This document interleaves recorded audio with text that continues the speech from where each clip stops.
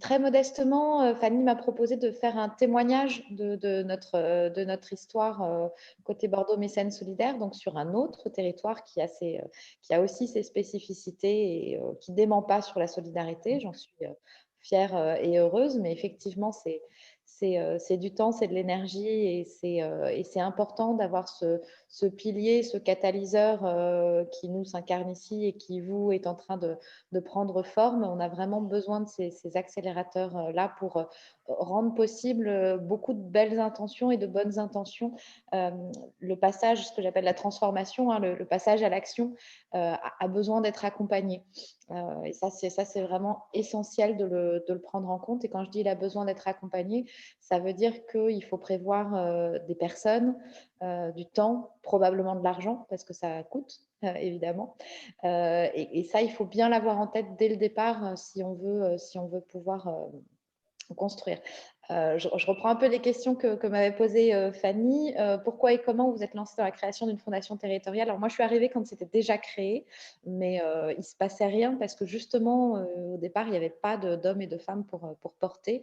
Il y avait une envie portée par la collectivité locale, la ville de Bordeaux, le Centre communal d'action sociale et le Crédit municipal, avec un double constat. Un, évidemment, la subvention publique ne pouvait pas tout faire.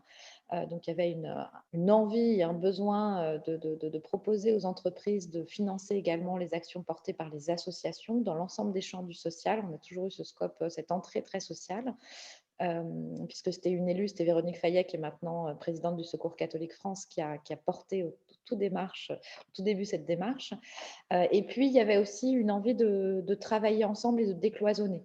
C'est-à-dire que le monde de l'entreprise, le monde privé était globalement pas entièrement absent, mais relativement absent de l'action sociale et des actions portées par les associations locales. Donc, il y avait l'envie de leur faire découvrir cet univers et de mailler bien davantage les associations et les entreprises, que les entreprises puissent apporter du mécénat de compétences, un regard entrepreneurial, des conseils avisés, et que des partenariats se développent et que des histoires aussi d'hommes et de femmes, parce que c'est ça qui crée aussi la fidélité sur la pérennité des projets. Je pense que c'est un point clé. Celui de la rencontre et qu'on peut justement actionner en proximité dans nos territoires. Et ça, c'est très précieux, même si en ce moment, c'est plus compliqué, on arrive quand même à faire des choses. Donc, il y avait cette envie-là. Après, on avait une feuille blanche et c'est à la fois un peu vertigineux, mais aussi passionnant parce que ça nous a permis de configurer et d'avancer. Le premier point sur lequel moi j'avais souhaité travailler, c'était celui de la gouvernance, parce qu'on avait un fondateur principalement public pour un outil de financement principalement privé. Donc on voit qu'on avait une petite contradiction de démarrage, mais qui était aussi une opportunité de dialogue. Donc on a fait évoluer la gouvernance pour être vraiment dans ce qu'on appelle ce triptyque, hein, public, privé, société civile. Et c'est ce triptyque qui est extrêmement précieux et qui crée la fidélité des uns et des autres. Parce que finalement, c'est assez rare qu'ils se retrouvent ces trois parties autour de la table, tournées vers un même objectif. Et c'est le fait d'être tourné vers un même objectif, qui est celui d'un territoire apaisé où chacun puisse trouver sa place et s'épanouir, qui fait qu'on a des débats qui sont fructueux et qu'on dresse ensemble, à partir de diagnostics, des priorités territoriales, des priorités thématiques, et que donc ça donne lieu à la fois à des appels à projets, à la fois à des programmes d'ingénierie sur le territoire en lien avec les associations. Alors, notre spécificité, c'est d'abord celle d'être un fonds de dotation, puisque juridiquement, c'est un fonds de dotation, d'où le fait qu'on n'a pas d'argent public jusqu'ici. Et d'être centré sur la thématique du social, mais au travers du social, le champ est quand même très très large puisqu'on va à 360 degrés autour des besoins des personnes et toujours avec une envie de les amener, quelle que soit la difficulté rencontrée, vers l'autonomie. Donc chez nous, les thématiques évidemment de l'accès à l'emploi, de l'éducation et de la jeunesse, de l'inclusion numérique, de l'accès au logement, de l'accès aux droits, de la lutte contre les précarités, du vivre ensemble, notamment dans les quartiers prioritaires, sont premières et pour autant, beaucoup de supports et de vecteurs sont utilisés. Donc, on va aussi croiser l'environnement, la culture, le sport, enfin énormément de thématiques. Ça reste très, très large. On est jusqu'ici un acteur qui est collecteur et redistributeur. Ça, c'était une des questions posées par Fanny. Donc, d'abord, on va chercher, on a deux méthodes. En fait, avec le temps, on a vraiment évolué sur deux façons de travailler. Une première qui est toujours portée par le fonds de dotation, qui est cette fonction de collecteur-redistributeur où on va chercher des fonds auprès des entreprises du territoire, TPE, PME, ETI et direction régionale de plus grands groupes, et aussi des partenariats avec des fondations nationales qui nous utilisent, et on en est ravis, pour notre connaissance du territoire et pour cette mise en lien avec certains projets. Donc, il arrive aussi que des financements de projets ne passent pas concrètement par notre compte bancaire, mais par contre qu'on fasse tout le travail de dossiers, de mise en relation, de repérage, de ciblage, d'accompagnement avec les associations. C'est incroyable de voir à quel point on demande aux associations de se transformer en machine à répondre à des appels à projets. Donc, on essaye de centraliser, de faciliter, voire de pré-remplir aussi un certain nombre de choses, ce qui permet de donner accès plus facilement. Dans cette dynamique-là, d'abord, on collecte de l'argent du mécénat et ensuite, on le redistribue. Et dans cette redistribution, on passe par des appels à projets avec des jurys, toujours tripartites, hein, entreprises qui financent, collectivités et institutions avec des expertises thématiques et territoriales, voire micro-territoriales, parce que ce n'est pas la même chose quand on est à Sainte-Foy-la-Grande que quand on est aux Aubiers, en quartier prioritaire au cœur de Bordeaux. Et puis les financeurs entreprises privées, et puis la société civile qui a aussi son mot à dire puisqu'on est toujours au service des habitants. On a aussi créé une deuxième modalité où on se transforme davantage en opérateur, donc collecteur-opérateur, et où là, on a une démarche qui est inversée et qui, je dois dire, a une certaine efficacité hein, auprès des entreprises. Dans cette première modalité, on est dans une démarche plutôt de réponse aux besoins des associations, puisque les associations candidatent. Et dans cette deuxième modalité, on va être davantage dans une réponse aux besoins des territoires, même si au final, les associations répondant aux besoins des territoires, on s'y retrouve. Là, on commence et on a fait porter on a deux programmes, un sur l'inclusion numérique, l'autre sur la question de la jeunesse et de la lutte contre la pauvreté de la jeunesse et de l'insertion de la jeunesse. On commence par un diagnostic beaucoup plus, on fait des diagnostics aussi dans les appels à projets, mais beaucoup plus détaillés, beaucoup plus précis, beaucoup plus complets. On sélectionne des projets qui vont pouvoir répondre aux problématiques dressées dans le diagnostic. Aux besoins, sur certains programmes, on forme, on équipe et on accompagne pendant 2 à 3 ans ces porteurs de projets.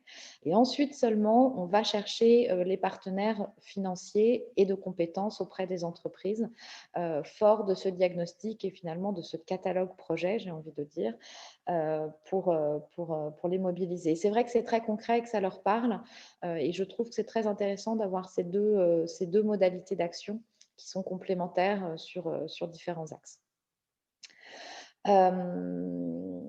Alors, qui sont les fonds? Je reprends un peu les questions au fur et à mesure. Peut-être un petit point sur le mécénat de compétences, parce que ça a été beaucoup soulevé en amont, et sur les TPE, parce que pour moi, on retrouve un petit peu la même difficulté, j'ai envie de dire. Ce sont deux opportunités formidables, l'appel au mécénat des TPE, parce qu'elles sont motivées, engagées, mais il faut avoir en tête que leur capacité de soutien d'un point de vue financier reste modeste. Et que donc, il va falloir additionner beaucoup de TPE pour pouvoir arriver à financer un projet de façon significative et encore plus dans la durée. Et que donc ça, c'est un temps de travail qu'il va falloir financer à un moment donné de l'histoire. Ça veut dire qu'il faut vraiment penser à ce qu'on appelle assez mochement les frais de fonctionnement, parce que pour moi, ce sont des frais de mission et c'est le cœur du réacteur, donc il faut vraiment l'avoir en tête. Et c'est pareil sur le mécénat de compétences. C'est extrêmement précieux, extrêmement efficace pour les associations, extrêmement enrichissant pour les entreprises. Et c'est surtout, et j'aime beaucoup ce côté-là, c'est extrêmement durable parce qu'il y a la rencontre humaine et que cette rencontre humaine, elle apporte une vraie fidélité, une vraie co-construction. Mais là aussi, tout ce travail de mise en mécénat de compétences, c'est beaucoup de temps parce qu'il faut faire matcher à la fois l'offre, c'est-à-dire les possibilités de s'impliquer dans les associations, les besoins des associations et la demande, on peut inverser, ça marche dans les deux sens, c'est-à-dire les possibilités côté entreprise, à la fois en termes de profil, de temps, de cadence, de régularité. Et il faut créer la rencontre et il faut accompagner évidemment et les associations et les entreprises dans leur accueil mutuel et dans leur travail ensemble mutuel. Et ça c'est du temps, c'est de l'ingénierie et là aussi, il faut le prévoir, mais les résultats sont très précieux. Nous, aujourd'hui, on n'a pas de programme de mécénat de compétences pure. Par contre, on accompagne le mécénat financier avec du mécénat de compétences, mais on essaye toujours d'avoir les deux parce que ça nous permet d'aller plus loin et parce qu'au niveau des associations, on ne va pas se cacher derrière son petit doigt, le financier reste le nerf de la guerre pour se développer. Donc, on travaille vraiment sur les deux en parallèle et je pense qu'on n'a pas fini de travailler sur ce sujet-là qui mérite beaucoup. Les clés de réussite du projet, si je reprends les questions, je pense qu'il y en a deux qui vont de pair et qui ne sont pas celles qu'on cite habituellement. C'est la rencontre et le plaisir. La rencontre parce que c'est notre échelle locale, chaque échelle locale qui la permet. C'est pas parce qu'on tisse ces liens-là qu'on va pouvoir construire dans la durée. Et le plaisir, il est essentiel. S'il n'y a pas de plaisir, il n'y a pas de durée. Et le plaisir, il est à tous les niveaux. Il y a la fierté de participer pour l'entreprise, il y a la fierté des collaborateurs, il y a le plaisir à partager, à découvrir, et puis surtout, il y a la satisfaction des résultats. Donc, j'insiste aussi beaucoup sur la notion de mesure d'impact. Certaines associations sont très rompues à l'exercice, d'autres moins. Nous, on accompagne celles qui le sont moins pour le faire parce que cette satisfaction, elle est extrêmement précieuse. Donc, voilà, à tous les étages, il ne faut pas oublier de mettre de la convivialité, de la rencontre, du plaisir, de la fierté. Ça paraît un peu futile, mais en fait, je pense que c'est vraiment un point essentiel. Et de consolider tout ça. La clé de réussite, c'est aussi l'implication de la gouvernance parce qu'on est évidemment des petites équipes. Moi, j'ai longtemps été seule. Aujourd'hui, on est 3 et on est sur un budget d'à peu près 500 à 600 000 euros par an. Ça grossit chaque année, donc je n'ai pas encore le chiffre de cette année, mais l'objectif, il est à 800. Donc voilà, il y a de quoi faire. On est des toutes petites équipes et on arrive à faire bouger des montagnes parce qu'on travaille en co-construction, parce qu'on travaille en partenariat et parce qu'on a des gouvernances qui s'engagent tant sur le côté accompagnement des projets que sur le côté mobilisation des entreprises. Et ça, c'est essentiel. Avoir un joli nom sur le papier, ça n'a jamais fait avancer un projet. Enfin, à mon sens, ce n'est pas suffisant en tout cas. Il vaut mieux avoir des gens qui ont envie de s'engager, de porter et de partager. Donc ça, c'est une clé de réussite. Et puis après, chaque réussite de projet soutenu amène la réussite des suivants. Donc, il y a quand même une dynamique d'entraînement qui se crée dans le temps et qui est vertueuse. Et alors, la dernière question, pour ne pas mobiliser trop de temps, c'était plus spécifiquement sur notre atelier. Comment est-ce qu'on a choisi les thématiques de soutien et pourquoi et comment ça s'intègre dans le paysage de mécénat de la Gironde. Alors, les thématiques de soutien, on a été créé avec un objet qui était celui du social, mais qui est très large. Et justement, quand on a travaillé sur la gouvernance, on ne voulait pas plaquer une décision de dire on va d'abord aller sur l'emploi, on va d'abord aller sur telle thématique. On a créé un groupe de travail qui a, lui, travaillé à partir de l'analyse des besoins sociaux et des diagnostics territoriaux sur quelles étaient nos priorités, quels étaient aussi nos critères. On n'a pas travaillé que sur les priorités thématiques, on a travaillé sur les critères de sélection des projets. Et ça, c'est très important et ça permet aussi d'objectiver les décisions et de les justifier. Donc en fait, je pense que la clé, il n'y a pas de bonne ou de mauvaise réponse sur les thématiques choisies. La bonne réponse, ce sont les thématiques qui vont être choisies collectivement et qui vont être portées collectivement et qui vont répondre évidemment aux besoins du territoire. On a un vrai sujet, parce qu'il a été posé, je le soulève aussi, sur la pérennité des actions soutenues. C'est vrai que dans les appels à projets, on est tributaire du mécénat des entreprises qui sont souvent annuels, qui ne s'engagent pas toujours dans la durée. On a des conventions sur 3 ans quand même pas mal et on pousse beaucoup là-dessus parce que ça nous permet d'avoir de la visibilité. Mais bon, il y a toujours des clauses de sortie en cas de difficultés économiques, donc c'est difficile de s'engager dans la durée auprès des associations. Nous, on est très bienveillants aux étapes 2 et 3 de projet, mais c'est vrai qu'au-delà de 3 ans, on a plus de mal à continuer les soutiens. Et c'est aussi pour ça que dans la partie programme et dans l'accompagnement qu'on fait auprès des associations, on travaille sur cette question. Sur une partie des projets, c'est assez simple parce que le but du jeu du projet, ça va justement être de faire la preuve de concept et de pouvoir ensuite basculer sur du droit commun, auquel cas les financements vont être pas assurés, mais en tout cas avoir de vraies possibilités.